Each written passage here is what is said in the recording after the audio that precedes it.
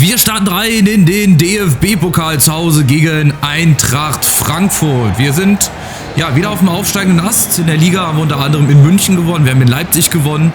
Europa League haben wir leider bei den Tottenham Hotspur verloren, aber da haben wir auch noch ein paar Spiele jetzt also im DFB-Pokal mit Dimitar Berbatov im Schiedsrichtergespann. Ich bin gespannt. Ich habe heute die Aufstellung ein bisschen umgeändert. Wir haben ein japanisches Innenverteidiger-Duo. Neben Ishii spielt Abe. Ich bereite mich schon mal so ein bisschen auf den Collins-Abgang vor. Im Winter, weil der wird ja gehen. Dann haben wir Gudowski vorne und einen jungen Kroaten heute, der ungefähr 10-mal vor meiner Bürotür stand. Und zwar Perkovic. Der hat halt gefragt, ob heute eventuell die Chance da ist, mal zu spielen. Und ich habe gesagt, okay, do it. Nutzt deine Chance und mal gucken, wie er das heute macht. Ja, es gab wieder ein Gameplay-Update. Das Gameplay, das Spiel an sich soll wohl ein bisschen flüssiger geworden sein. In Ultimate Team habe ich es, ja, hier und da mal gespürt. Im Karrieremodus weiß ich es nicht. Ich lasse mich überraschen. Laufwege und KI und so weiter soll natürlich wieder alles angepasst worden sein. Ach, ihr kennt ja diese ganz typischen Nachrichten. Naja, wir gucken mal, wie sich das hier zeigt im Karrieremodus. Erste Ecke. Rocker spielt auf der anderen Seite. Der war doch mal beim FC Bayern. War das der? Oder verwechsel ich den? Jetzt weiß ich nicht. Poso fliegt durch den ganzen Strafraum. Und dann bauen wir erstmal innen drum. Also egal wie es heute hier funktionieren muss. Über Verlängerung, Elfmeterschießen. Ich möchte natürlich so weit kommen, wie es geht. Ja, wir haben glaube ich nichts zu verlieren als Preußen Münster. Oh, guter Angriff. Grodowski ist das erste Mal da gegen Brandweight. Und die nächste Chance. Ich habe jetzt gar nicht geguckt, wer bei der Eintracht so spielt. Ich habe gerade Smolcic gesehen, wie gesagt, Rocker. Ob noch irgendein alter Bekannter da ist, weiß ich nicht. Dahoud spielt. Okay, habe ich jetzt gerade unten am Namen gesehen. Schöne Flanke. Usun auch. Koopmeiners, also es ist schon eine wild zusammengewürfelte Truppe. Vorne Duro. Habe ich auch noch nie gehört. Aber muss ja nichts Schlechtes sein. Faris Shaibi, Ansgar Knauf.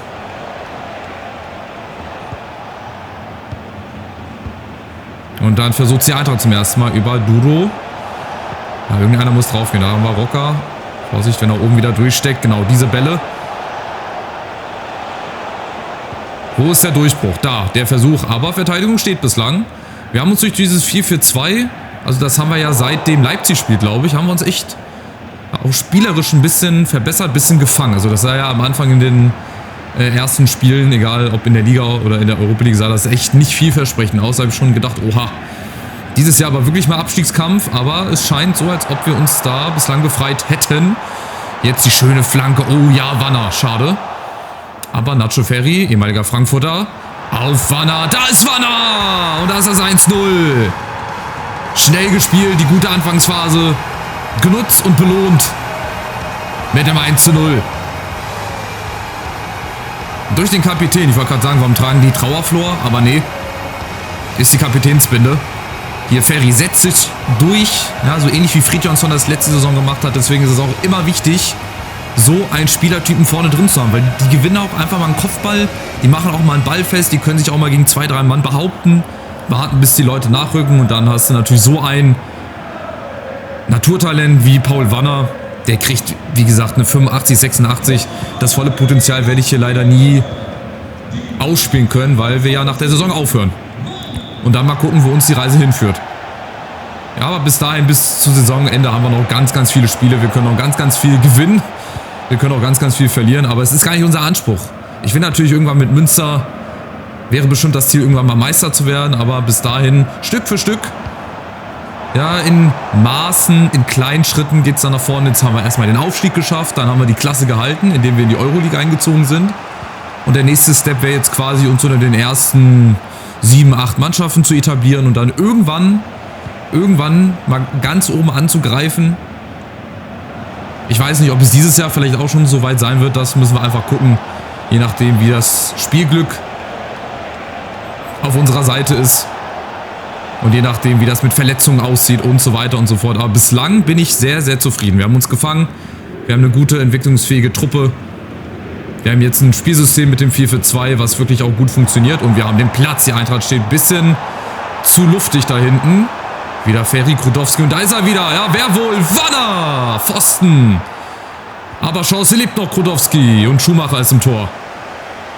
Also weder Kevin Trapp noch Kauer Santos Dafür-Leitch, der ja auch mal, oder der auch bestimmt bei der Eintracht auf der Liste steht, Innenverteidiger-Talent vom 1. FC Nürnberg. Genauso wie ehemals Can Uzun, hat auch bei Nürnberg gespielt. Hier scheint auch viel Entwicklung drin zu sein. Rocker, wie gesagt, das muss der vom FC Bayern sein, ansonsten wüsste ich nicht, wer das ist.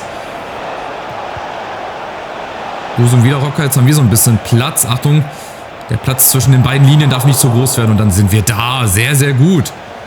Sehr, sehr schönes Spiel. Gefällt mir. Wir sind die spielbestimmte Mannschaft hier. Die Eintracht, die findet noch nicht so ins Spiel rein. Ein, zwei kleinere Aktionen mal nach vorne, aber ansonsten, ihr seht, der Ball läuft. Unsere Japaner haben das halt im Griff, die das dann wahrscheinlich auch ab der Rückrunde zusammen machen werden, weil Collins ja dann wieder zurückgeht zu Frankfurt.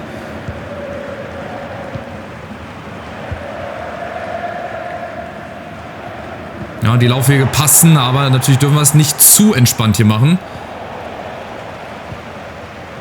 Weil ihr habt gesehen, gegen Mannschaften wie zum Beispiel Tottenham oder so, da wird das bestraft. Das ist aber auch ganz klar, weil wir sind noch nicht auf dem Niveau von den Spurs, ganz klar. Aber wir sind auf einem guten Weg, denn es sieht sehr flüssig aus. Wagner, kein Abseits und jetzt Khodowski ist doch in der Mitte. Oi, oi, oi, oi, oi. Der Zirkus ist in der Stadt. Leckt mich am Arsch, ey. Was war das denn? Joel Khodowski, hast du eine Wette am Laufen oder was ist da los? Das ja war ein schönes Tor auf jeden Fall. Also, der Spielzug allein und dann den so zu vollenden hier mit der Hacke. Ja, natürlich, ey. Das ist schon eine leichte Demütigung, das so zu machen. Hier Khodowski, zack. Mit rechts angenommen, mit links, no look. Ja, schön. Das macht halt auch Spaß, ne? Wenn die Spielzüge funktionieren, wenn sowas dann auch mal klappt. Das klappt natürlich auch nicht immer, aber das scheint heute so ein Spiel zu sein. Kurz vor der Pause, 2:0. Aber das Tor, dafür kann man schon mal ein Like dalassen. Oder auch ein kostenloses Abo. Wenn ihr jetzt neu dabei seid und euch dieses Tor gefallen hat und ihr noch mehr Tore sehen wollt, dann schaut natürlich gerne regelmäßig hier vorbei. Ich würde mich freuen. Und ansonsten geht's weiter. Mal gucken, wann das nächste Traumtor kommt. Jetzt nochmal die Ecke, die müssen wir wegverteidigen, aber das funktioniert momentan richtig gut. Nochmal Chaibi gegen Jongwa und Wagner auf der Außen. Darf er eigentlich nicht durch. Darf er nicht durchkommen, kommt er aber leider durch. Nochmal die Eintracht. Komm, das müssen wir jetzt hier verteidigen. Wir haben schon 3 Minuten drüber. Ja, jetzt wollte ich sagen, pfeift doch mal irgendwann ab. Irgendwann ist doch mal gut. Und es ist ein gutes Spiel. Ich bin sehr, sehr zufrieden. Das neue Gameplay-Update, wo ja auch laut EA viel auf die Community gehört wurde, hat sich ein bisschen stabilisiert, habe ich das Gefühl. Es läuft ein bisschen flüssiger als vorher. Also anscheinend hat da irgendein schlauer Kopf jetzt doch mal das Heft des Handelns in die Hand genommen. Ich möchte da nichts beschreien. Ich habe das schon öfter gesagt, dass das Spiel sich gut spielen lässt und dann 2 Wochen später durch den nächsten Gameplay-Patch war es dann wieder zerstört. Von daher genießen wir das einfach und schauen, dass wir hier das Ding durchkriegen. Dass wir in die nächste Runde einziehen. Würde nochmal ein bisschen mehr Geld geben, natürlich. Ja, eventuell auch für die Rückrunde dann oder mit Blick auf das Wintertransferfenster. Wir lassen uns da überraschen. Jetzt kommt aber erstmal, oh, Ansgar Knauf. Viel zu einfach. Und der Anschluss für die Eintracht, 2:1. Es regt sich niemand, stehen alle unter Schockstarre, selbst Knauf steht im Tor drin, der weiß gar nicht, wie das hier passieren konnte.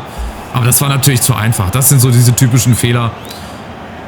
Das wird dann halt eiskalt bestraft. Da standen wir nicht gut, da haben wir nur zugeguckt. Und schon ist die Eintracht wieder da. Natürlich direkt nach der Pause für die Eintracht jetzt psychologisch sehr, sehr wichtig. Und für uns jetzt der Fingerzeig, vielleicht dagegen zu wirken und den alten 2-Tore-Abstand wieder herzustellen. Aber momentan brauchen wir noch so ein bisschen.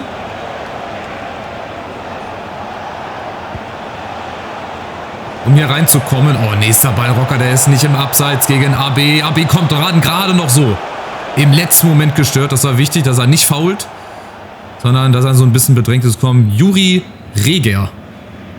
Ja, auch noch nie gehört. Das könnte so ein Talent mit unechtem Gesicht sein. Ja, oder den gibt es einfach in echt und ich habe von dem noch nie was gehört. So, schöner Aufbau. Und jetzt mal Perkovic durch die Lücke. Ja, schöner Ball. Khodowski und Ferry kommen, lauf durch. Jawohl. Da kam die Grätsche ein bisschen zu früh. Wieder zu früh. Oh, was macht denn Ferry? Da werden wir schon eingeladen von der Eintracht. Ey, zweimal zu früh gegrätscht und dann machen wir so einen Scheiß. Einfach schießen. Nicht lupfen, nur wenn der Keeper wirklich rauskommt. Ansonsten einfach schießen und dann hoffen, dass er reingeht. Aber das war gerade die schlechteste Entscheidung, die wir hätten machen können. Jetzt kommt wieder die Eintracht, wieder Knauf. Ja, ist auch so jemand für die rechte Seite. Der ist nicht zu stoppen. Achtung, Sinamoy und geklärt.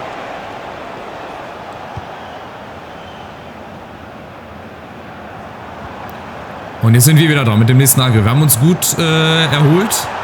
Der Eintracht riskiert natürlich jetzt ein bisschen mehr. Dadurch ist Platz und natürlich Wanner! 3-1. Der alte 2-Tore-Abstand ist wieder hergestellt. Nach einer Stunde, 30. Minute ungefähr. Ja, und bei uns geht es auch so leicht. Und Wanner hat halt die Klasse, die Schusstechnik. Schumacher ist da wieder der Leidtragende, der da auch nichts machen kann. Ja, ich hätte sogar noch die Option gehabt, auf Ferry zu spielen, aber da darfst du nicht spielen. Da musst du einfach schießen. Genauso die Aktion mit Nacho Ferry gerade, das hätte ich einfach nutzen müssen. So, 3-1. Aber ich glaube, ich habe das Gefühl, das war noch nicht das letzte Tor. Es wird jetzt ein bisschen wilder, offener. Oh, Achtung. Weil die Eintracht jetzt auch früher oder später muss. Wir müssen mehr riskieren. Hinten aufmachen, das heißt, es ergeben sich für uns Lücken. Achtung, Ishin. Nein, ach schon wieder so einfach. Und dann haben wir Glück, dass sich Shaibi den Ball zu weit vorlegt. Aber es gibt halt Sachen, die gibt es nicht zu verteidigen. Das sind diese Durchbrüche zum Beispiel, diese Ballrollen, diese Skills. Da kannst du noch so gut stehen, ihr habt ja gesehen. So, aber wir können ja das Spiel jetzt auch mal ein bisschen beruhigen. Wir haben ja hier jetzt eine 2-Tore-Führung, wir haben noch 20 Minuten, dann sind wir in der nächsten Runde. Achtelfinale müsste das dann, glaube ich, sein. Und dann wird es auch da wieder einen super Gegner geben. Hoffentlich ein Heimspiel wieder. Wäre schön. Ich glaube, wir können auch mal wechseln. Wir haben jetzt noch 20 Minuten. Wir können mal... Ne, wir nehmen mal Castaneda runter. Ich lasse mal Perkovic durchspielen. Dann haben wir hier Wanner, der mal raus kann. Linke Seite machen wir... Hikimoglu, kann der auch links spielen? Nee. Dann tauschen wir einmal den Rudowski. Der kann das. Fridjonsson, komm, der kriegt auch noch mal ein paar Minuten. Der ist schon seit Beginn an mit dabei. Der hat auch halt immer geliefert. Das ist halt das Kuriose bei ihm. Der liefert halt immer. Hat er in Bremen zum Beispiel gezeigt. Und jetzt hoffe ich, dass er... Ja, Durchbruch klappt nicht. Ah, es ist doch ein Foul, okay. Aber gestoppt. Wie sagt man so schön? Es kommt entweder der Gegner vorbei oder der Ball. Aber niemals beide. Ich weiß gar nicht, wer das mal gesagt hat. Aber der Spruch, den würde ich so unterschreiben. Jetzt Achtung, die Eintracht kommt über Knauf. Und über da Hut, Moderhut. Geklärt. Achtung, Chance lebt noch. Reger. Reger, Koopmeiners da Hut. Da dürfen sie ruhig rumspielen, das ist okay. Schön auf die Seite gedrängt und dann müssen wir den Zweikampf gewinnen. Perfekt. Sehr, sehr gut gemacht. So, wir kommen noch bei der Eintracht. Jetzt kommt Skiri rein. Da hinten sitzt nicht Kauer Santos auf der Bank, glaube ich. Die Eintracht kommt nochmal. Oh, schöne Flanke. Aber abseits von Ansgar Knauf. Ja, über den geht ganz viel. Das wäre zum Beispiel auch eine Option. Der wird aber zu viel Geld kosten. Der kann auch Rechtsverteidiger, Linksverteidiger. Der kann auf dem Flügel spielen, im Mittelfeld. Der ist schnell. Haut sich auch immer rein, 100%. Also ich glaube, Ansgar Knauf ist auch bei vielen, also jetzt auch in der Realität, auch bei mir früher ein bisschen underrated. Es wirkt manchmal so plump, ja, so pomadig, wie er spielt. Dann verliert er mal zu leicht den Ball, dann verspringen Bälle. Aber im Endeffekt ist das auch ein guter Spieler. Also ich meine, der ist noch jung.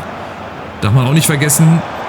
Der kann auch nochmal ein, zwei Entwicklungssprünge nehmen.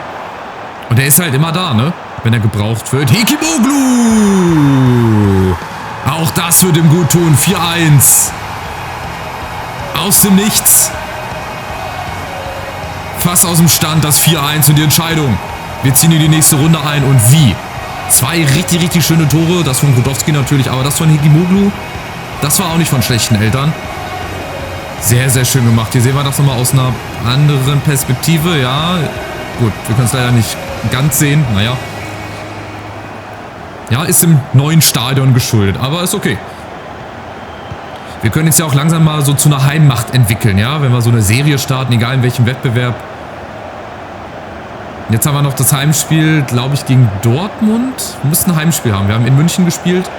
Müssen wir jetzt eigentlich Heimspiel gegen Dortmund haben. Wenn wir das auch noch gewinnen, guck mal, Ekitike war auf der Bank, ey. Warum lässt du so ein Spiel auf der Bank? Wenn wir das auch noch gewinnen, dann sind wir auch wirklich oben mit dabei, weil Dortmund ist, glaube ich, Tabellenführer. Also die nächsten Wochen, die nächsten Spiele werden sehr, sehr entscheidend, sehr, sehr spannend, auch in der Europa League. Da möchte ich ja zumindest die Playoffs mal erreichen, also einen Platz unter den besten 24 Teams. So, die Eintracht kommt nochmal über Koopmeiners. Ah, da ist wieder dieser Durchbruch. 4-2. Aber das ist, wie gesagt, nur Ergebniskosmetik. 4-2. Das Tor kommt Gott sei Dank zu spät. Wenn das so 20 Minuten früher fällt, okay, dann haben wir nochmal ein bisschen Spannung. Aber jetzt ist das, wie gesagt, nur noch Ergebniskosmetik. Wir ziehen trotzdem in die nächste Runde ein. Aber ihr seht, das sind einfach zu leichte Gegentore. Also das dürfen wir nicht zu oft machen, weil ich schieße nicht immer 4 Tore. Der Koopmeiner. So, also es war wieder ein torreiches Spiel, wieder viel Spektakel. Das also auch nochmal an die neuen Leute, die vielleicht jetzt hier zum allerersten Mal zuschauen. Wenn ihr davon gerne mehr sehen wollt, lasst gerne einen Daumen nach oben da. Kostenloses Abo, würde mich sehr, sehr freuen und mich unterstützen auf dem Weg zu 9000 Abonnenten. Mein Ziel für dieses Jahr, mein Ziel für diesen Part habe ich erreicht. Pokalspiel gewonnen und der Einzug in die nächste Runde. So, mal schauen, auf den ersten Blick gibt es hier irgendwelche Überraschungen. Dortmund hat, glaube ich, gewonnen, Bayern hat zu Hause gewonnen, also die üblichen Verdächtigen ziehen in die nächste Runde ein. Und jetzt haben wir halt den BVB, auch nur 2 Tage später. Das heißt, wir kommen aus einer englischen Woche, wir können die vergolden. Ich muss natürlich aber auch die Formation und die Aufstellung so ein bisschen umstellen. An Halloween, 31. Oktober. Ich hoffe nicht, dass wir hier das große Schrecken bekommen. Schauen wir mal kurz in die Analyse rein. Oh, Havertz, okay. Vorne Adeyemi, Vivian, Martinez, Buckley, Chavez, Larsson, Hugo Larsson haben die, okay. Waldemar Anton, Girassi, also es ist halt auch nicht so schlecht. Letzten 5 Spiele, 3 gewonnen, 1 unentschieden, 1 verloren. Jetzt wäre mal wieder eine Niederlage fällig. Sambo Anguissa mit Özcan, ja, Doppel-6 auch gefährlich. Brandt, Mahn, Havertz. Und Buckley ist halt der junge Mann mit einer Ausstiegsklausel oder Freigabesumme von 97 Millionen. Da habe ich ja gedacht, okay, dass ich den mir holen werde, aber bei 97 Millionen muss ich leider ablehnen. So, wir kriegen auf jeden Fall aber für den Pokal hier, fürs Erreichen der nächsten Runde ein bisschen Geld. Ich glaube, dann kriegen wir das im Winter, ne? 274.000. Oder ist in der nächsten Saison? Nee, das war ja erst wieder in der nächsten Saison, ne? Glaube ich. So, wie sieht es denn nochmal in unserer Akademie aus? Ich muss hier nochmal gucken. Scout. Wir können natürlich auch nochmal einen Scout entsenden. Ich glaube, da habe ich jetzt niemanden. Aber wir haben genug Jugendspieler. Ich muss die auch erstmal hochziehen hier. Hier, hohes Potenzial. Wen haben wir da als nächstes? Wen können wir hochziehen? Karamoko zum Beispiel. Elfenbeinküste. Moussa Som. 63er Stärke. Serge Armani. Alles Afrikaner hier. Burimis Šerić, glaube ich, spricht man das aus, ne? Burimi Šerić. Auch nicht schlecht, aber ich würde ihn hier hochziehen wollen. Karamoko. Zum Profi befördern. Moussa Som kann ich eigentlich auch mitnehmen. Profi befördern. Der ist 17. Armani, da war ich nochmal ab. 15 Jahre. 14 Jahre 53. Tomohiro Fukurawa. Ich glaube, ich spiele nebenbei einfach diese Münsterkarriere nochmal weiter, weil ich sehen will, wie sich die entwickeln. Wie geil wäre das denn? Wenn die sich auch irgendwie zu einer 85 oder 90 entwickeln. So, was wollte ich jetzt machen? 3 Sachen gleichzeitig. Erstmal auf die Bundesliga-Tabelle, wie es ausschaut. Nach 8 Spielen sind wir mit 14 Punkten Sechster. So, und wenn wir gewinnen, haben wir nur noch 1 Punkt Rückstand auf Dortmund und wir sind mitten im Meisterschaftsrennen. Wie die anderen 8, 9 Mannschaften aber auch. Also da ist von Dortmund bis Hoffenheim, wenn du willst, sind da 6 Punkte. Die Bayern sind 10. Wie gesagt, die kommen auch nicht so richtig aus dem Quark. Spielen jetzt in Leipzig. Ist auch nicht gerade eine leichte Aufgabe. Stuttgart unten. Heidenheim, Hamburg und St. Pauli, das war erwartbar. Aber der VfB, die spielen auch nicht so gut, glaube ich. So, Pokal, nächste Runde. Ah, ich habe schon gesehen, sind es die Bayern? Ach, hör mir auf, ey. Also, die Bayern als nächster Gegner im DFB-Pokal. Gerade auswärts. Ich glaube, das ist das schwerste Los, was wir hätten kriegen können. Hoffenheim, Hamburg, Dortmund, Bochum, Freiburg, Wolfsburg, Rostock. Ausrufezeichen gegen Gladbach. Leipzig gegen Saarbrücken, Heidenheim, Leverkusen, Nürnberg, Magdeburg. Gut, also Münster, Heidenheim und Saarbrücken hätten auch irgendwie leichtere Gegner bekommen können. Aber egal, Pokal ist Pokal. Wir haben in München schon mal gewonnen. Warum nicht ein zweites Mal? Und dann würde ich sagen, wenn es euch gefallen hat, Daumen nach oben da lassen, kostenloses Abo und dann gehen wir rein ins nächste Spiel gegen Dortmund. Spitzenspiel, würde ich schon sagen, ne? Weil wenn wir gewinnen, sind wir nur noch 1 Punkt hinter Dortmund. Also, verpasst es nicht. Bis zum nächsten Mal. Ciao, ciao.